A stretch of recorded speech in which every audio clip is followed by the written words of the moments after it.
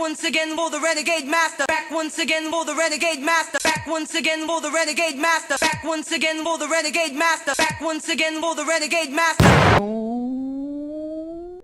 Hello, my renegades, and welcome back to Love is Blind Brazil, episode season 3, episode 9, where we're getting into the first part of the weddings. But as it leaves off with Menandro and Maria. As I said, they had their disagreement in regards to Maria calling Menandro deceptive, especially when Karen, the question was aimed at Karen, but Maria took it on and took a life of her own, basically. So Menandro was not too happy about that. And that's the first time I see Menandro have a bit of a backbone, and stand up to Maria, because Maria, throughout the program, has been saying sly little shit to him. And literally, he's not been biting at all. But this one, he was like, nah, fuck this. I'm going to have to say something. And he had to say something because she was drawing in his character, to be fair, calling him deceptive because he's Pisces, calling him deceptive because he literally friended back a woman he met in the pods called Barbara. And she's all of discombobulated because she's like, well, I met Val in the pods, but I don't friend request him and Val. But that's you, my girl. That's you. Stop putting how you think and feel onto Menandro. He's a completely different person. He's an individual. He's not an extension of yourself. You are yourself and he's himself. So at the end of the day, as I said before, I don't get where this argument is coming from. To be fair, I think, really well and truly, Maria was pissed at Karen and wanted to get back at Karen but couldn't. So ended up going at Menandro, basically. So it didn't end on them literally leaving this argument to the next day, because apparently they both talked about it. They both made up by the morning. And Menandro saying that he could see where Maria was coming from. I can't see where Maria was coming from, so he's a good one for that one, because not see where Maria was coming from. I don't see where most of them are coming from, to be honest with you. Especially when it comes to Agatha and the thing she does with Hainan. I don't see where their thought processes go through that process in order to get to the answers that they get, because it's kind of like 2 + 2 = 5. Do you know what I mean? Anyway, so as we move on, we see just before they kiss and make up and everything the night before, Maria calls Menandro a hypocrite, and he just literally goes off on one. Then he says to her, well, you met a hypocrite in the pods, and then walks off and says, fuck it, I can't be asked to deal with this. And basically was saying, well, that's not the woman I want to get married to. And then Maria is starting to feel insecure. And my thing is, okay, you start to feel insecure, but you kind of caused that. But you just let me know what you think, because I think she kind of caused that situation wherein she started going off at him. I mean, if you follow someone, you follow someone. If you don't, you don't. That's up to the individual choice at the end of the day. As long as I keep on saying, as long as they're not doing something to make you mistrust them, don't question it at the end of the day. And if you really have to question it, then sit down and talk to the person with a bit of respect and say, look, this is how this makes me feel. Rather than literally just fucking going at a person for a choice that they made. It's their choice at the end of the day, and it's not hurting you in that regard. But as I always say, you just let me know what you think and feel about it. So then it moves on to, I think, the girls meet up, but it's only a certain select few girls. So you got Danny, Bianca and Karen who meet up, and then their husbands meet up, which is Val Jarbas and Daniel meet up. And Daniel highlights the arguments that have gone on as a group, and I'll give a point to Val because he actually picked up what I was picking up, that it's always Maria with the problem. Everybody else is getting on swimmingly, fantastically, but it's always Maria with the problem, and Maria's problem is Val and Karen. Nobody else in the group but Val and Karen. But that says more about Maria than it does about Val and Karen, to be fair. It moves to the girls, and as of course, Danny talks about Daniel's childish palate. And I'm just like, if the guy loves his chocolate, if the guy loves his sweet stuff, let him have them, for goodness sake. At the end of the day, he's a grown man. He knows the dangers of having so much sweet stuff and what it can do to someone's body. And he'll know when to cut back. My thing is, if you keep pressuring, he's just going to keep doing the same thing anyway. Or, as it is, comes to the point that he starts sneaking the shit behind your back at the end of the day. So you wouldn't even know what he's having to what he is having. So if I was Danny, I'd just let that bird fly. Just let that bird fly. Let it go. Just let it spread its wings and let it go. But as again, use like let me know what you think. So you've got Danny and Daniel and Val and Karen, who go out for like romantic dinners before their marriage, separately of course, not together, separately. I just joined their names together because that's what they did. And Danny goes in again with him removing the salad from his food, and then talks about him liking chocolates. And I'm just like, let the man be, because she's saying that his diet bothers her. And I'm just like, well, he's gotten to the grand old age that he is, and he's been okay at the end of the day. Let the man be. Yes, you're going to get worried about certain things that he's putting in his body, but there's a way in which you can talk to people about these things. And this is the thing that I'm seeing through these couples. They lack how to speak to each other. They don't speak to each other. They literally bombard each other with shit. And that's how I see it. But as again, you like let me know what you think in regards to that. But yeah, she just kept on going on at him, saying that his palate was childish. He eats too much chocolate. He eats too much sugary things. He was taking a salad off his plate. And I'm just like, let the man breathe. Let the man breathe. But the one thing I can say for Danny is at least she says what she says to his face. Not like with Daniel, where he will say certain things and then not really say it to her face, or have a kind of conversation, loose conversation about it, but then he will say it to other people in regards to how he thinks and feels. And I don't think that's going to be right, because at the end of the day, that shit is going to come back around and Danny's going to get to hear about it. So he needs to take a leaf out of Danny's book and start talking to her properly, like sitting down and chatting to her and saying, look, this is my issue. So we go into Val and Karen's dinner, and this is the thing with Karen.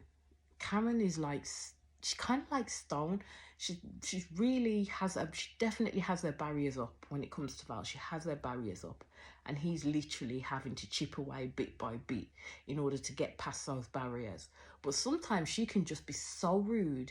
It's not like the fact that she can sit there and listen to what he's saying. It's her comments that she makes and the comebacks that she makes in terms of what he's saying. She is so rude, like proper rude. And I don't think if I was in that position, I wouldn't be able to deal with her rubbish. I would not be able to deal with her rubbish. But I suppose it's going to take a strong man or a strong person to literally see through the bullshit that she keeps putting out. So we go to the bachelor party and the bachelorette's party, and as I said, it's just going to be a quick skim through because there isn't much to talk about in regards to these last coming episodes. And I know the reunion is coming as well soon, so I'm just going to get this episode out, then episode 10 out, which is going to be the rest of the marriages, and then get into the reunion once it happens. But as I said, all the lads from the pods came to the bachelor's party, and all the girls from the women's side came to the bachelorette party. And of course, there was an issue with Maria towards Barbara, because Barbara is the woman that followed Menandro, and then Menandro followed her back, and Barbara did kind of have like discussions with dates with Menandro in the pods and stuff, but nothing came to fruition.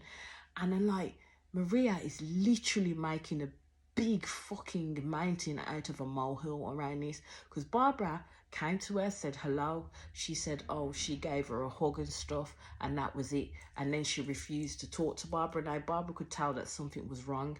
Now, my thing is at the end of the day, with your behaviour, Marie, you're saying that you don't trust Menandro and you don't trust this girl, or the jealousy is that big that you hate the fact that she's decided to follow. You find it disrespectful that she decided to follow your engaged man.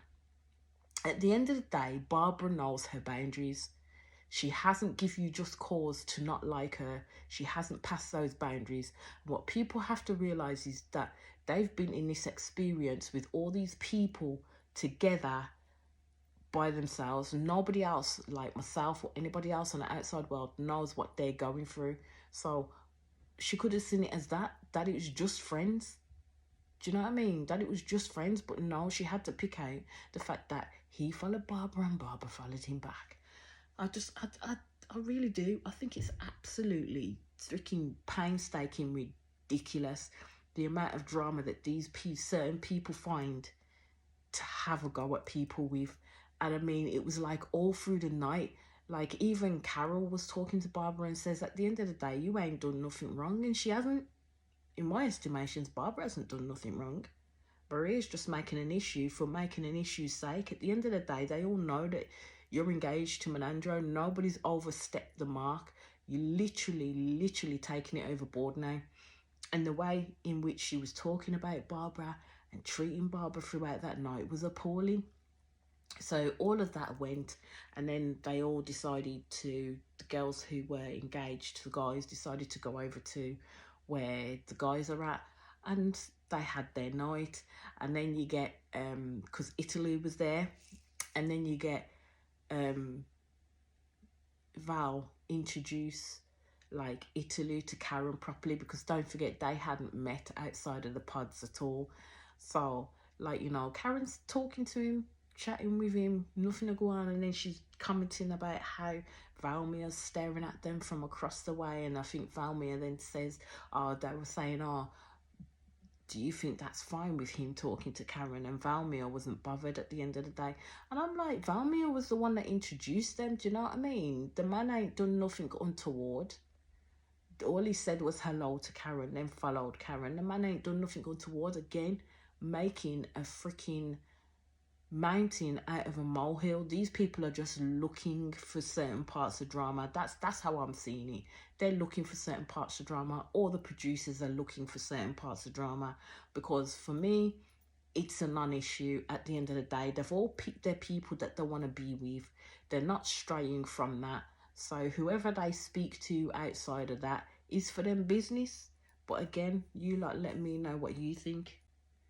It goes to the weddings. So the weddings have arrived, and you've got Maria and Menandro who go first. And remember when I says to you that my predictions are absolutely crap, shitter than shit.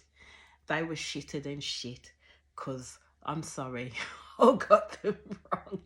But I'm holding out hope, because we've got the reunion coming, and it will still say, we'll see at the reunion who has stayed married and true to themselves. Do you know what I mean? Because I didn't see nobody in these episodes, like within the American ones, where they actually signed the papers to say that they were married. So my thing is does that happen afterwards? And then like a year later we see at the reunion who's decided to stay married or not. Do you know what I mean? But yeah, nice wedding, nice everything. I ain't got much more to say.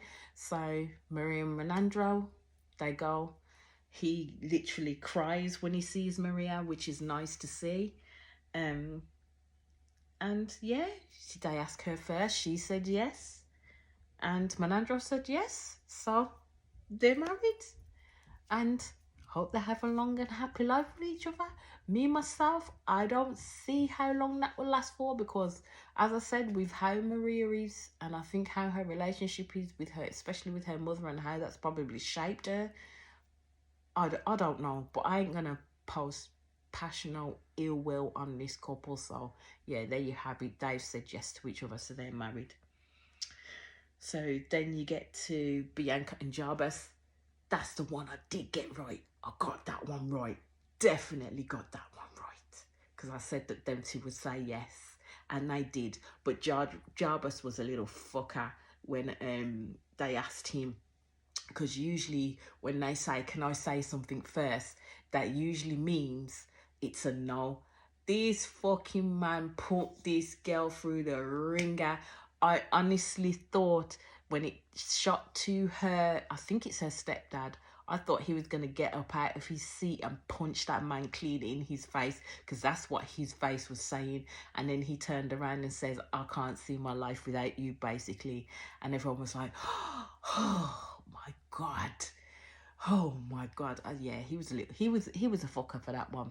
So you got Maria Menandro that said yes. And then you've got Bianca and Jabez that said yes. I can note though that the hosts go to every single wedding, whereas the I can't remember the woman's name, the woman host. She looks absolutely gorgeous, like her outfits are gorgeous. But her husband, I don't know what the fuck he was thinking of. But his outfits changed from good. The first one was good to fucking worse, man. And then his footwear, Jesus Tarambi, oh Lord. Oh Lord, I don't know who dressed him, but yeah, nah, it just weren't fitting for a wedding. And I would say with most of the guys' suits as well, because once you actually seen them in their suits, it was more like they were going for a casual day out. The girls were dressed up in their wedding dresses and everything like that, but they looked like they were going for a casual day out. The suits did not fit well either. But hey ho, I'm going to leave it there. And I will be back with the next episode and the next lot of marriages and what happened there. We shall see. But as I always say to you and my renegades, please subscribe, hit the notification button for when I'm going to be back on and do another video. And I'll speak to you all soon. Peace out.